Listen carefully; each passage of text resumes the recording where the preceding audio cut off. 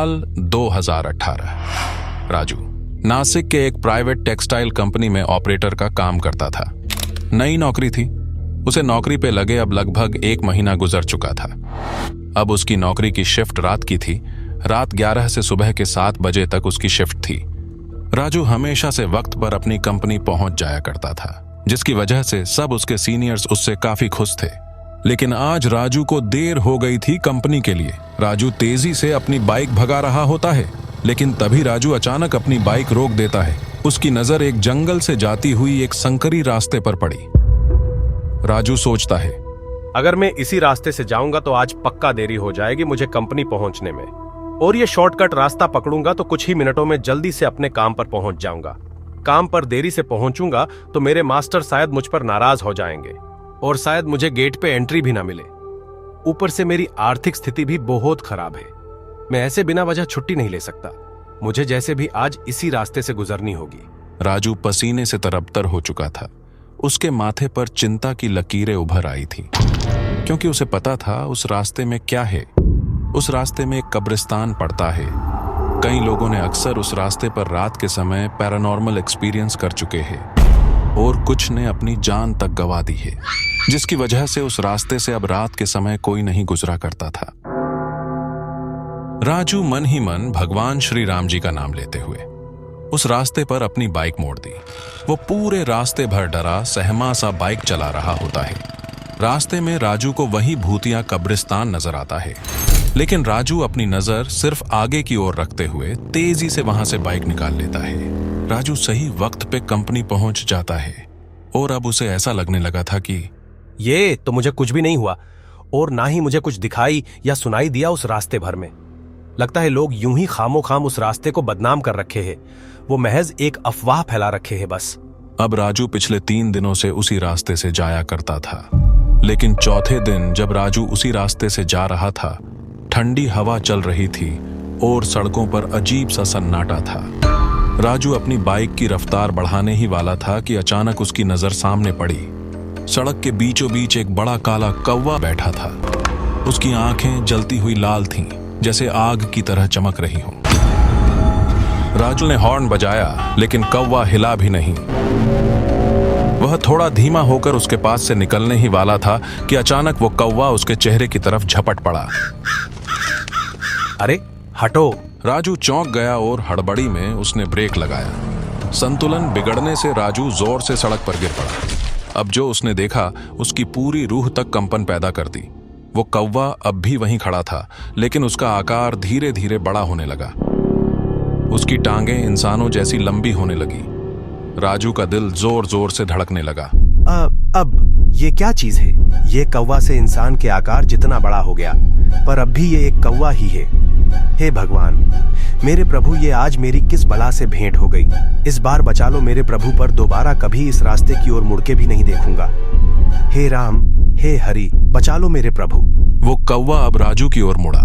राजू को अब उस कौवे के लाल आंखों में उसकी मौत नजर आ रही थी। वो धीरे धीरे राजू की ओर बढ़ने लगा। राजू में उठ के वहां से भाग सके इतनी भी हिम्मत नहीं बची थी। राजू को अब पक्का यकीन हो गया था कि अब वो मारा जाने वाला है। लेकिन अचानक राजू में पता नहीं कहां से हिम्मत आई। वो सीधा उठ के बाइक छोड़ वहां से भाग खड़ा हुआ। उसने आव देखा ना ताव बस भागने लगा। राजू ने ये तक ध्यान नहीं दिया कि उसके भागते कदम अब उसी कब्रिस्तान की ओर जा रही है। बचाओ! बचाओ! कोई है, मुझे बचाओ! क्या कोई सुन रहा है? मुझे बचाओ! मुझे छोड़ दो! मैंने तुम्हारा क्या बिगाड़ा है? बस मुझे इस बार छोड़ दो। मैं वापस कभी तुम्हारे रास्ते में नहीं आऊंगा। राजू चिल्लाते हुए भागे जा रहा था, लेकिन उसकी आवाज सुनने वाला शायद वहां कोई नहीं था। वो कौवा अब पूरी तरह से एक विकृत आकृति में बदल चुका था। एक काली छाया जिसके पंखों से अजीब अजीब चीखें निकल रही थीं। तभी अचानक किसी ने जोर से मंत्र पढ़ना शुरू कर दिया। ओम क्रीं कालिकाय नमः, ओम क्रीं कालिकाय नमः। राजू ने देखा कि एक बूढ़ा तांत्रिक जो पूरी तरह से राख में लिपटा हुआ था, जिसके एक हाथ में एक कलश लेकर वहां खड़ा था। तांत्रिक ने कौवे की ओर देखा और अपनी कलश से कुछ पानी जैसा निकाल के उस कौवे की ओर छिड़क दिया। वो कौवा बड़ी भयंकर तरीके से कांव कांव करते हुए पीछे हट गया और गायब हो गया। बाबा जी, आपका बहुत बहुत धन्यवाद मेरा जान बचाने के लिए। मैं तो अपने बचने की उम्मीद ही खो बैठा था। भगवान का लाख लाख शुक्र है कि आप मुझे बचा लिए। वैसे बाबा जी, आखिर ये कौवा चीज क्या थी?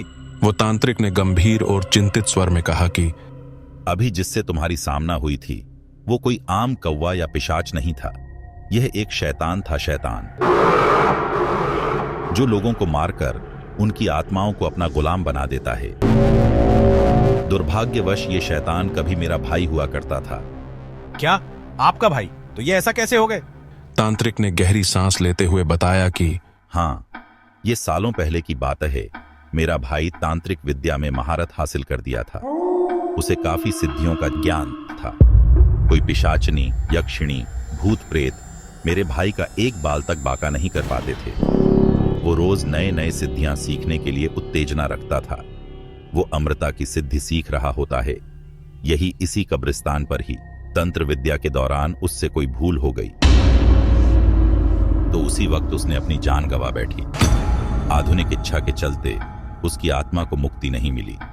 उसने एक कौवे का रूप धारण कर लिया और इस रास्ते से गुजरने वाले लोगों को अपना शिकार बना लेता है और उनकी आत्माओं को कैद करके अपनी सिद्धि पूरा कर रहा है।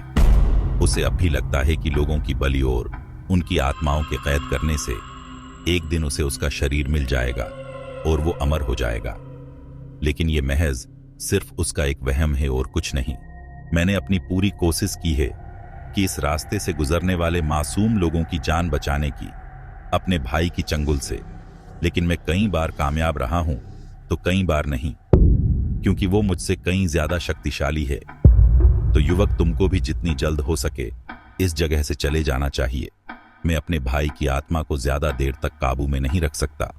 मां काली तुम्हारी रक्षा करे। राजू उस तांत्रिक का आशीर्वाद लेके अपनी बाइक उठा के जल्दी से अपनी घर की ओर लौट जाता है। उस घटना को आज कई साल बीत चुके हैं, लेकिन आज भी राजू किसी कौवे की कांव कांव सुन डर से सहम जाता है। इस कहानी को हमारे साथ शेयर करने के लिए आपका बहुत बहुत शुक्रिया राजू जी।